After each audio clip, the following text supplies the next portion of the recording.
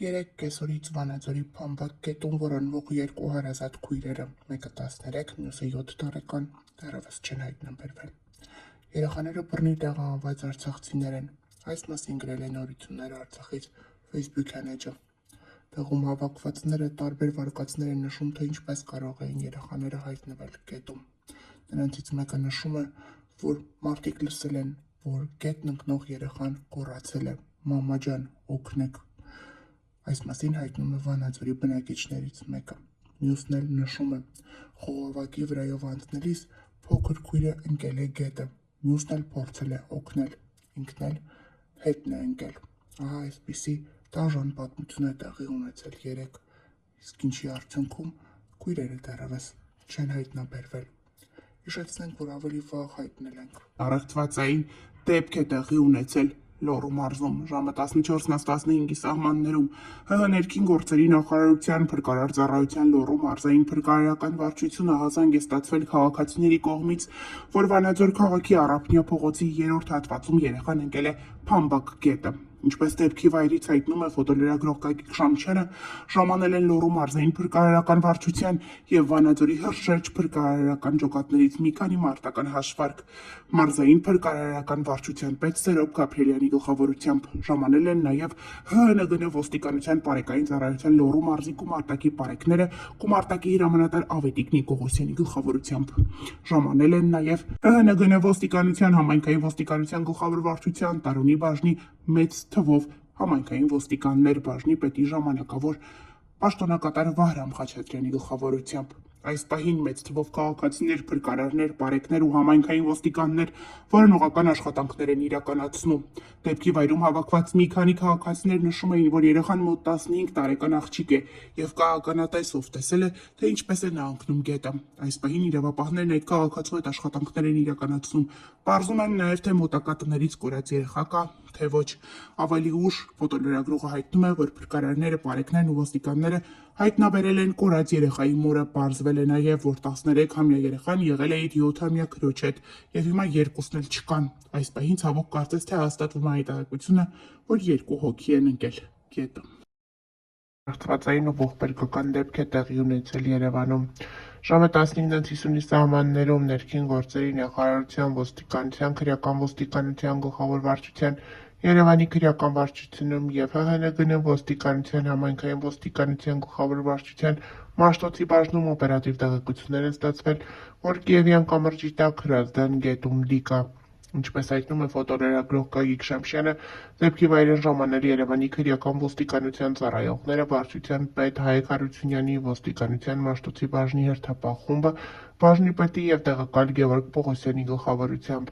Ահազանգով ժամանել են ՀՀՆԳ փրկարար ծառայության Երևանի թիվ 5-րդ հրշեջ փրկարարական ջոկատից 1 մարտական հաշվարկ։ Տեղում պարզվել է, որ տեղեկությունը հավաստի է, հայտնաբերվել է անձը չպարզված դի։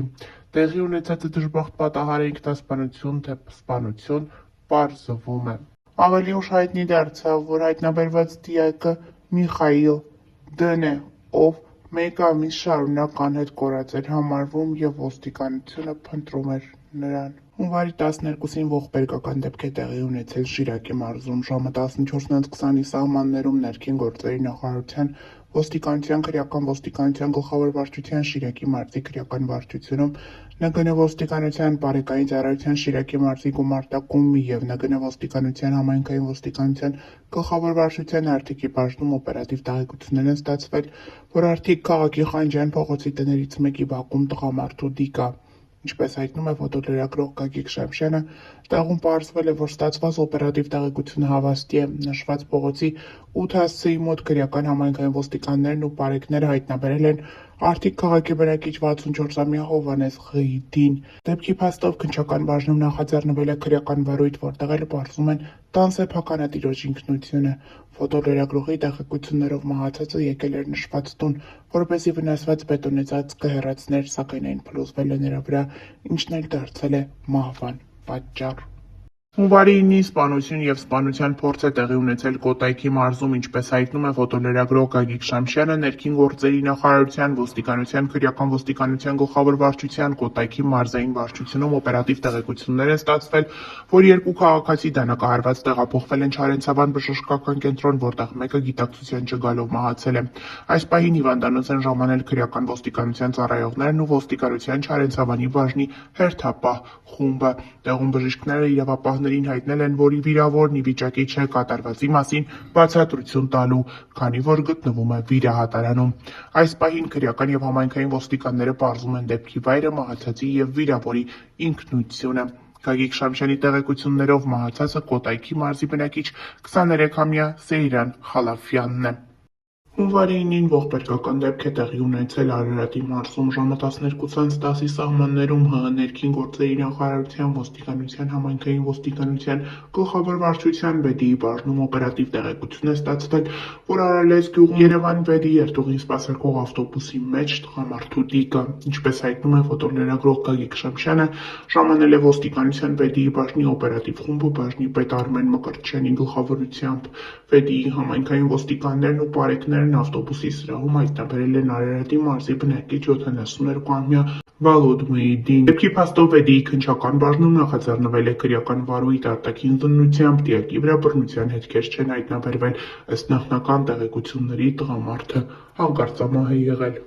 Հունվարի 2-ին արտառոց դեպք է տեղի ունեցել Արարատի մարզում ժամը 19:10-ի սահմաններում օպերատիվ տեղեկություններ են ստացվել, որ Երևան-Երասկ-Մեղրի ավտոճանապարհին Ադանա ռեստորանային համալիրի հարևանությամբ դանակահարություն է տեղի ունեցել և կա վիրավոր։ Նշված վայրից դանակահարված վիճակում հիվանդանոց է տեղափոխվել ՀՂ կին։ Քրեական ոստիկանները դեպքի վայրում հայտնաբերել են Opel Magnish ավտոմեքենա, որի վրա և դրսում կան առնանման հետքեր։ Ֆոտոլրագրող Գագիկ Շամշյանի տեղեկություններով քրեական ոստիկանները պարզել են, որ հողի կնոջը հայտնաբերված Opel-ի մեջ դանակահարել է ամուսինը և ձեռնարկում են անհրաժեշտ միջոցառումներ նրան և հանցագործության գործիքը հայտնաբերելու ուղղությամբ, ինչպես նաև ճշտում են կասկածյալի և վիրավորի ինքնությունը։ Դեկտեմբերի 31-ին ողբերգական դեպք է տեղի ունեցել Երևանում ժամը 09:00-ի սահմաններում հարազատներն ու բարեկամները Հրազդան գետում հայտնաբերել են աղջկա D. Ինչպես դեպքի վայրից հայտնում է ֆոտոլրագրող Գագիկ Շամշյանը, ժամանել են ներքին գործերի նախարարության, փրկարար ծառայության Երևանի թիվ 7-րդ հրշեջ փրկարարական ջոկատից 1 մարտական հաշվարկ։ Դեպքի վայր են ժամանել ՀՀՆԳՆ ոստիկանության, քրեական ոստիկանության գլխավոր վարչության, Երևանի քրեական վարչության ծառայողները, վարչության պետ Հայկ Հարությունյանի գլխավորությամբ։ Դեպքի վայրում հավաքված մի քանի քաղաքացիներ ասում էին, որ հայտնաբերված մարմինը դեկտեմբերի 26-ից որպես անհայտ որոնվող Արցախյան 44-օրյա պատերազմում նահատակված լեգենդ դարձած հերոս Գոռ Երմալովյանի 26-ամյա քույրն է Լիլիթ Երմալովյանը։ Նշենք նաև, որ այսօր համացանցում տարածվում է Լիլիթի գրառումը Facebook-յան էջում։ Բաց թողեք թևերից վերջապես բացվել, ձեր հեքիաթներին ես չեմ հավատում, թե սուտ է թռչունն է միայն արձակը։ Ես մի նոր անցորդն եմ ժամանակի, վանել եմ ուզում առօրյա մաղձս ավառնել հեռու, գիրկը երազի, բայց թողեք ինձ կապող բոլոր լարերը, եթե պատրանք է աշխարհը այս, եթե մարում են սիրո նոտաները, փոշիացվում երազանքները հզոր, թե անտեսվում են մարդկային բնույթի կախարդանքները, և թե լոքորինվածք են այստեղ բարքերը, իսկ թերությունը չհասկացվել է, բայց և պետք էլ չի թող, որ ես լինեմ լուռ մուհիկանը, ու մեր մեջ ասած ինձ համար չեն չափ ու ձևերը, հրմցվող նեղ ոճերն ապրելու, ես տալիս եմ մերժման դիմումս հոգեմաշ այդ գերությունների, քարտեզով անցել եմ վաղուց բևեռներն աղի ու քաղցրալի, եկեք կոչենք դա փորձառություն, որ չմանրանամ էլ երկար բարակ, ազատությունն է տարերքնի միակ, խնդրում եմ այդտեղ թողեք ինձ մենակ։